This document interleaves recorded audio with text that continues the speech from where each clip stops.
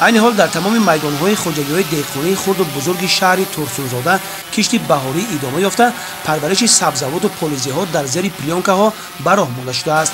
پرورش نوهای گوناگون قرفیلای، پمیدور و بادرینگ و سیرپیوز و گلکلم را عین حال میتوان در زیر پلیونکاها و میدان‌های کشاد خوجگی‌های دهقانی مشاهده نمود.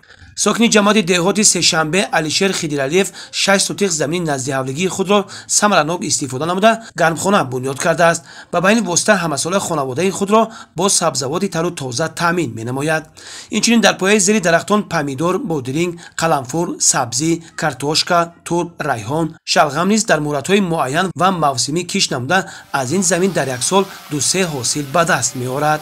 در زمین نزد حولگی 6 سوتیق گرمخانه تشکیل کردیم. در گرمخانه موسم با نگاه کرده ما پمیدور، بادرینگ میکاریم. این بادرینگ ها یا پمیدور ها یا با بازار برآورده به مردم پیشکش میکنیم.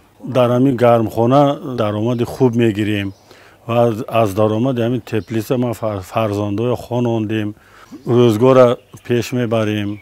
در گرمخانه همراه فرزنده یک جای کار میکنیم.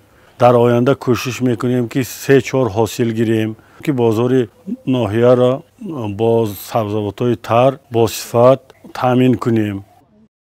تامین بازارهای جمهوری با سبزوات و پالوزی‌های تر و تازه در فصل بهار از نتیجه مهنت پرثمر دهقانان و برای ماندن پرورش زراعت‌ها در گرمخانه‌ها و زیر پلیونکاها وابستگی دارد.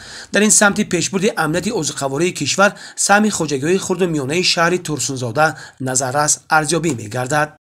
به اساسی جماعت دهات این کشاورزی میباشد که در عین حال با کشت و کار بهاری مردم علاقه کار و فعالیت دارند.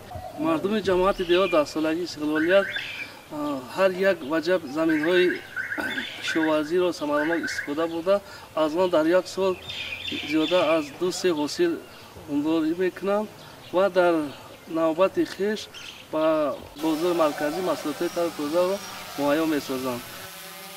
دهقانان ابراز می‌دارند که از کشت و پرورش پالوزی و سبزوات به خصوص پمیدور و بادرینگ درآمد خوب به دست می‌آورند و همیشه کوشش می‌نمایند از هر یک پارچه زمین ثمرناک استفاده برند.